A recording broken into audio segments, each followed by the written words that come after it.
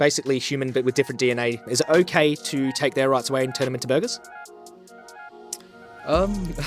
Why aren't you vegan? Because I enjoy meat. Do you think because we derive sensory pleasure from an action, it morally justifies the action? If a product has been ethically farmed, there is nothing wrong with eating that meat. Okay, well I guess that's where we part ways. If it was you right now, I'm about to get shredded by a lion. I wouldn't go lions though, bro.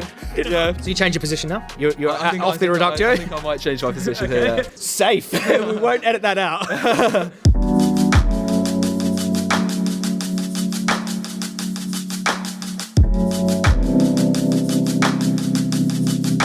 Okay, so the sign says, why aren't you vegan? I'm interested in debating the ethical principles of veganism with you. Are you a vegan? No. And do you have an opposition to the ethical principles of veganism we can debate? I'm curious to see what the basis of your ethical principles are. Okay. My position is something like, with a few caveats, it's something like human beings should live without violating the negative rights of sentient animals. Or sentient beings, really, because animal or not, I'm not necessarily concerned with animals if they're not sentient. That is my metric for moral value. We share that in common with animals, and I believe because we share that property of sentience with animals, we should respect them enough not to enslave them, kill them, interfere with them, frustrate them, and use them for our own benefit, provided it violates their negative rights. So what sort of animals do you think have sentience? What do you think I mean by sentience? Self-aware, self-determinate. No. Sentience is able to have a subjective experience. Okay. Consciousness under the banner. If I say conscious and sentient, I'm sort of have these under the same banner. So it can be able to feel or perceive things, but you need to be a subject as well, like having a subjective experience. In order to have your rights violated, you need to be an individual subject of this experience as well. So you believe that cows, for example, can understand what they perceive rather than just experience them? Or sort of have an interpretation of what their experiences are beyond just the sensation? Is that what you'd say? Oh, well, I don't think they're just machines that don't react, or not react because plants react, but respond to external pain, fear, suffering, well-being. Of course, cows can have all these experiences, emotional complexity, and they definitely, what happens to cows matters to the cows, for sure. No, yeah, I think I'd agree. So on that basis, then you are vegan. We'll stick with the cows for now, I think, because that's quite a good basis. Do you think that cows shouldn't be kept in captivity on farms and then killed at the end of their, when they're ready to be sorted then, on the basis that they are sentient? Yeah, that's an aspect of what I'm concerned with. Okay. But I think animals can have their rights violated in other ways, not just in farms and not necessarily in captivity. Like, I don't support hunting animals and using animals in entertainment, like, SeaWorld, for example. So there are forms of animal exploitation I would be opposed to other than this. But basically the principle would be the same. It would be they have an inherent value based on their sentience. We shouldn't violate their rights. Okay, I see. So when propose we get rid of farms because we are vegan, what do you propose happens to the animals that once were farmed? Okay. I'm hearing a practical argument, more of a pragmatic sort of argument here. What would we do if animals had rights? Yes. So is that a justification for animals not to have rights? I'm just trying to get No, I'm curious as to see what would happen to the animals once they're not being farmed, whether that would lead to an improvement in their quality of life. Of course, I want to talk about that. But first, do we agree cows should have rights? Because I want to talk. So the reason I'm saying this is because I want to debate the principle before we go off on is it achievable and what would happen if they did have rights? Would there be some issue with you know what I mean? So otherwise we won't move off the principle point until we've come to you're still opposed to it, and then we can debate it, and then we could talk about what would happen to all the animals. Because I do have a good answer for this, and we can talk about that. Yeah. So in principle, should cows have these rights I'm talking about? I think they should have rights. I don't think they should be the same as human rights, because I think humans and animals are different. They're separated. Okay, great. That's a good place for us to hit too. So when I talk about rights, I'm talking about negative rights. The right not to be enslaved and treated as property and murdered, and not to have something done to them. Yes. You know, so when I'm talking, and when humans have like all these positive rights and like the right to vote and all these things, but I'm talking about these rights Negative not to be rights. into, because I only just learned these concepts myself, because I know what they mean. I used to call them fundamental rights. Okay. Yeah, so basically not to be interfered with and things like this. So you're saying we don't think animals should have those because, like cows, we can stick with cows because that's simple because it's different kinds of sea sponges, of course, which aren't sentient. So you don't think cows should have a right to be protected from being interfered with, but humans should because we're different. Yes, I think so. So what is the morally relevant difference that justifies robbing animals of their rights for a burger, so let's say, like cows for their moral right to exist for a burger? And what's the difference between humans and animals that justifies it in that context and not in the human context? It was very interesting, actually. I have to think about this one for a second, yeah. Which is the point of this debate, so... Let's think about it. yeah. Why is it okay for cows? Why shouldn't cows have rights, but humans should have these fundamental rights? Well, I think one thing that is different is the human capability of cognition and being able to think and reason is something that separates us from animals. Okay.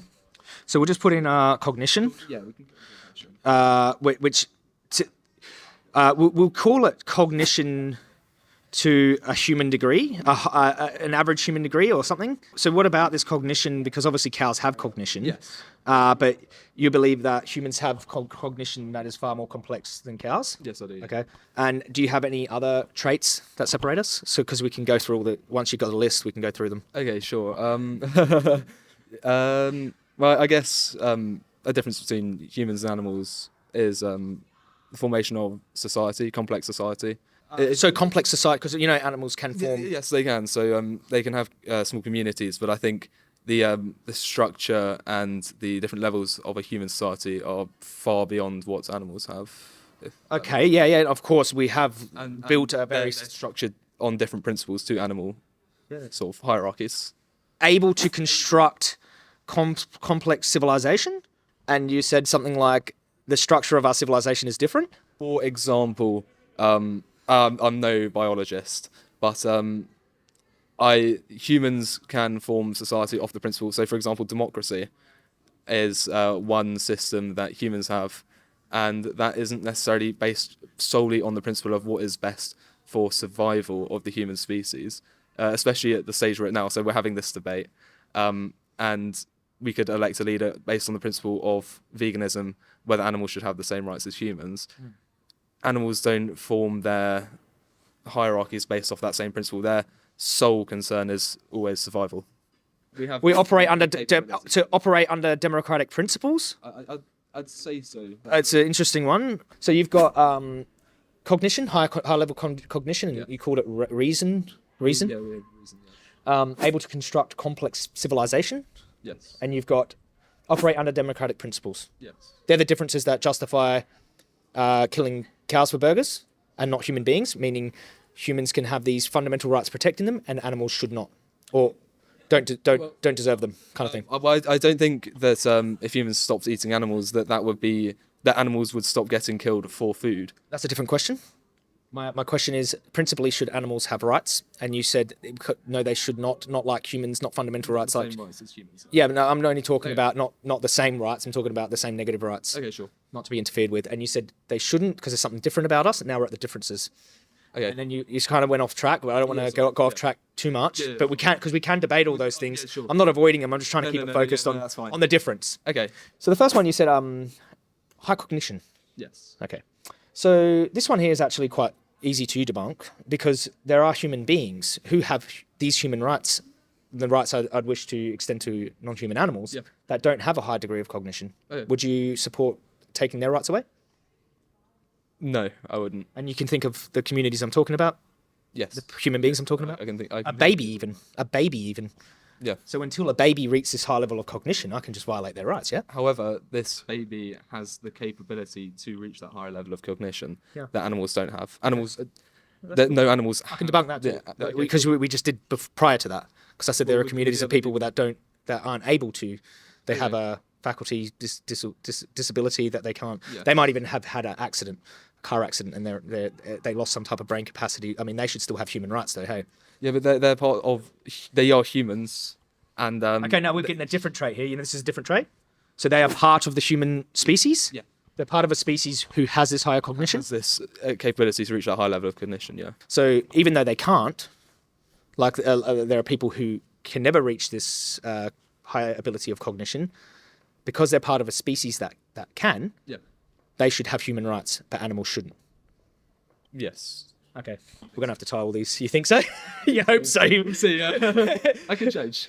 Okay, that's good. You're a good thought. So, obviously, these human beings that there are human beings who can't reach this higher level of cognition, and they're unable to construct complex civilizations. I mean, I'm not unable to construct a complex civilization, and there are human beings who can't operate under democratic principles as well. There are people that can't vote, or even there are people that we still protect with human rights who can't do any of these things. Yes. Because human rights are universal and based on inherent value.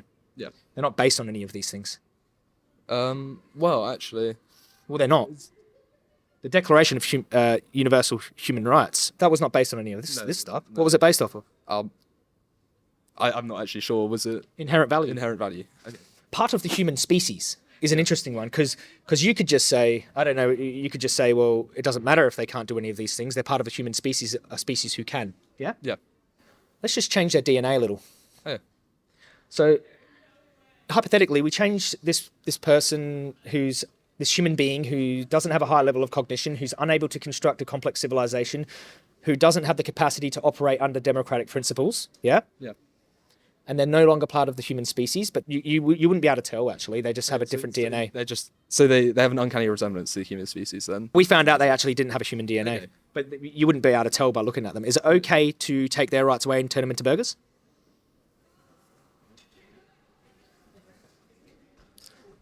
I'm not sure actually. That's an interesting one. They're not humans, so on principle, then they should be able to be farmed, I suppose. Yeah, I would have to take that position.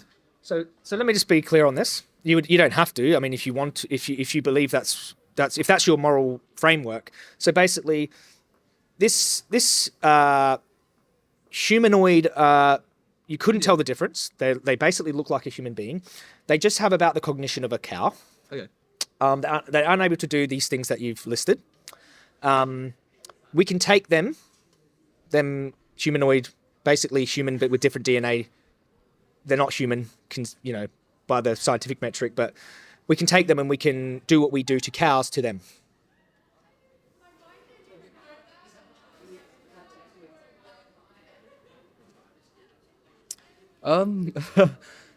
I suppose so, because in this instance they aren't a person under how I would view Human. a person. A human. A human. Okay. It's a legal.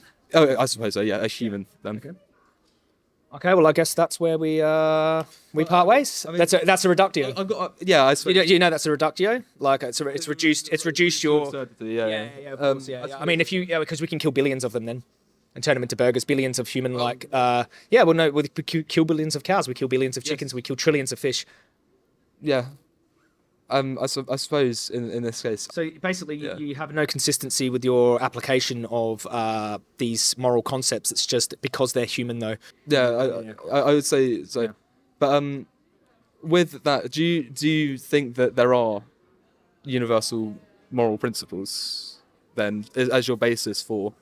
I mean, I think that we should extend these fundamental rights based on inherent value to those who share that property sentience with us. Yes, otherwise we create a massive contradiction. Hey. We're saying we expect this, but screw them. Well, they can't. They don't have a higher cognition, able to construct complex civilizations, operate under democratic principles, and not part of our human species. So we should be able to do what we want to them. I don't have that. I think we should extend these. Otherwise, I just think we're huge moral hypocrites. Okay, sure. Yeah. Okay, if I concede this then, and concede that we should extend rights to sentient animals. Okay. And So you change your position now? You're off the I reductio? think I might change my position here now. Because I'm curious. Safe. We won't edit that out. I think so.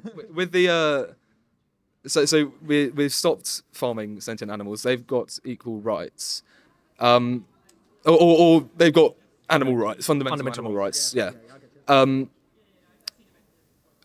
With the idea of veganism as a whole, would it be wrong to eat an egg that you find, just an unfertilized egg, because that Not intrinsically, no. sentient? No, Not intrinsically. so that wouldn't. So That's not why I'm against eating eggs, by the way. Why are you against eating eggs then? Because the industry entails rights violations and egregious cruelty as well, a welfare issue as well, but mainly because it's an incredible rights violation. The animals are selectively bred in order to produce eggs. They're essentially egg-laying slaves, machines, cause an enormous strain on their bodies. They often die in sheds. Free range is no better. The male chicks are exterminated in gas chambers, or they're minced up alive in blenders because they don't lay eggs, actually. And the industry will gas all these birds, over 90% gas these birds, and turn them into pet food or processed meat for human beings. So it's an egregious rights violation and a horrible welfare issue. And also containing birds like this is bad for bird flu and zoonotic diseases as well. But but that's why I'm against eating eggs, and also viewing eggs as food to begin with, like what you're doing. What about eating an egg? Is where these factory farms began. Okay. So your principle for this aspect of veganism is not based on. It is based in the current situation of how animals are farmed. But if, for example, gathering eggs from the wild, so subsistence egg farming, I suppose, was how eggs were collected, the chickens weren't harmed in the process of you just going out and... Have their rights violated? Where are you going to get these wild... So you're foraging for wild chicken eggs in nature? Yeah, I suppose. So in nature, I think chickens only lay about 10 to 15 eggs a year. Okay. You're talking about taking their egg. Yes. It's not like in farming situation, they've been selectively bred to lay 300. So in that situation, you probably are violating some kind of right of that interest of that bird. But let's just say it's been left there and abandoned. Okay. You find an abandoned egg and you eat it in isolation and you don't promote it. Yeah. And you no longer view eggs as food, but you're in some situation where you got to eat it. You know. I don't have an issue with that. I don't think it's intrinsically wrong to do that. Let's just like if you found a piece of dog poo on the ground and you ate it. Is an unfertilized egg any more than a waste product? No, it's actually a product. But it doesn't. What use will it go to if it's just left and it won't be fertilized? Like if there's a bit of dog shit on the ground and you walk up and eat it, like I don't think it's intrinsically wrong. Okay, so you can eat it, but it shouldn't be viewed as a food product. I think that the reason that the animals are in this situation, like, so I mean, I wouldn't have an issue with you eating dog poo because it's obviously not a product. But what happens is if you really like the dog poo, and all your friends find out about the dog poo, and then you start farming, and which is a situation we're actually in. This isn't a logical fallacy, a slippery slope. This is a slippery slope that you can actually prove. This is what happened. Eggs became food. They selectively bred chickens. Now we have factory farms. So if you really like the dog poo that you just picked up randomly, and it becomes a product, a resource, and we're enslaving dogs and doing what we're doing now, then I'd have a pretty bit of an issue with just viewing that product as food because it's mentality that led us there. I see. But less of an issue than an actual rights violation. Okay, yeah. I see how you're going about this. Yeah. I think that's fair. Rights violation primarily, like So the attitude of viewing animal products as food has led to this where we are today. And then you fear that there'd be a regression if we started doing. We're just basically going back to ground zero, essentially. Okay. But that is a secondary concern from the actual rights violation and animals having rights. You know? Yeah, I see. I'd be less concerned with it. I'm not like a That's full-on dogmatist. Oh my God, like there's no situation that's always inherently bad. Yeah. No, I see what you mean. Okay. Yeah, that's fair. Do you have any? Did you want to discuss? Because now I pushed you off of the mass murder of these Okay. Yeah. Sure. humanoid. Poor humanoid people. I'm glad they don't exist. Yeah. And I'm glad we pushed you off of that position, actually. But can we go to what would happen to all the... You, at first, you wanted to talk about what would happen to all the farm animals? If we release them? Yeah. What would happen? So these issues, right, Yeah. of justice and like applying rights to sentient beings, they usually happen in stages and in different places around the world. First, it's not like just what ubiquitous, boom, rights everywhere. Yeah. You know, so it would happen in stages, and also the boycotts of people like yourself who may think it's unjustified to put into demand these products that violate animal rights and cause egregious suffering and killing. That would happen gradually too. Yeah. So there would be a gradual slowdown between demand and supply. So they would stop breeding animals because the animals are here because because they're in demand. Yeah, and they're bred, they're artificially bred, they're forcibly bred, they're often raped. They fist cows in the anus to hold their cervix and inject bull semen that they've got out of a bull with them. It's horrible. That's how they're breeding them. Yeah. That's why they exist, because of the demand. So as demand goes down, so does supply. And then when animals have rights, by that time, there are probably not many animals being bred into existence because they'll do something like a phase out. Yeah. No, I see what you mean. Yeah. There'll be a slowdown in the Yeah, like production. our government won't go tomorrow. Stop. They'll have to say, Yeah, there'll be like a 10-year phase out of this industry. 100%. Yeah. Of course, wouldn't happen. And then with the animals that are left, we'd obviously have a bunch of people who believe in animal rights then, because we'd probably have something like a cultural shift, and we'd protect those animals. Okay. Yeah, I see. You can't release them to the wild because they're not wild animals. No. We created them. They'd get eaten up by predators, which I wouldn't be in favour of. Okay, yeah, sure. But okay, so then those sentient animals that are wild that get eaten by other animals, do you think that's just the way of the world, or do you think the rights of those animals getting preyed upon should be protected as well? Yes. Yes, as well. Okay. Think about the movie Alien. Let's just say they're an obligate carnivore and in a survival situation. Would we allow them to go and just eat a bunch of humans? I see. Yeah, we would shoot them dead, wouldn't we? Is that not a violation of that? Creatures? No, there's competing rights here. I mean, if you... competing rights, I suppose. So basically, you're allowed to defend yourself if you try to kill me. So you think that prey have a greater right to survival than their predators because their predators are... Well, think about it. Put it in the human context. Put it in the human context. We shouldn't allow vicious monsters to come and eat us just because they are... they're predators, natural predators, and in a survival situation. So let's just say I've got a sanctuary, right? And I've got we have animal rights. Okay. And I've got a sanctuary. I'm protecting the last of these sheep from the animal industry. Yeah. And there's some wolves. Okay. Right. And these wolves need to eat. They're starving, hungry. Yeah. Now they come into, but essentially they have rights now. My sheep. Your sheep, yeah. But they're not my sheep. They are sheep. I'm in guardianship of. These sheep have rights. It's like children. They have their own rights. But anyway, I'm protecting them, giving them guardianship. Wolves come, they need to eat, and they come in and try to shred my sheep alive. Not the sheep in my care alive. Yeah.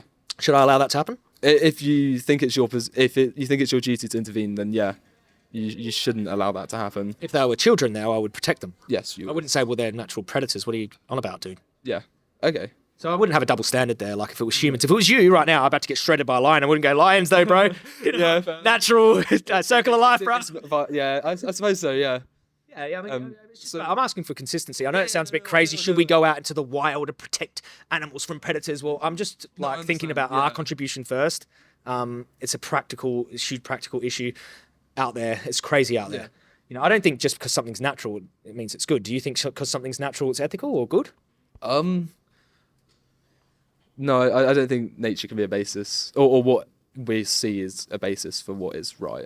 Yeah. But then I don't know whether there is a basis for right at all, which I suppose is a different argument altogether. But well, I think maybe I think it's a fair judgment to say that there are rights rather than there aren't, because if there aren't rights and you're wrong, if you say there aren't rights and you're wrong, then that's a lot worse than you say, that people should or beings should have rights, and then you're wrong.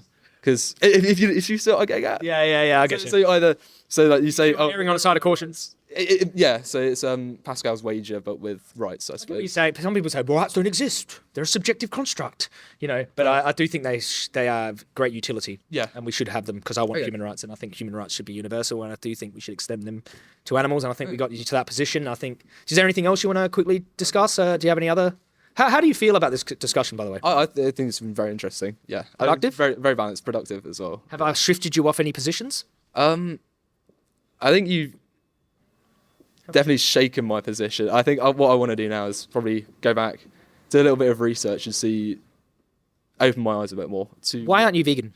Why aren't I vegan? Because I enjoy meat, I suppose. Okay. And I enjoy tasty food, and meat can be very tasty.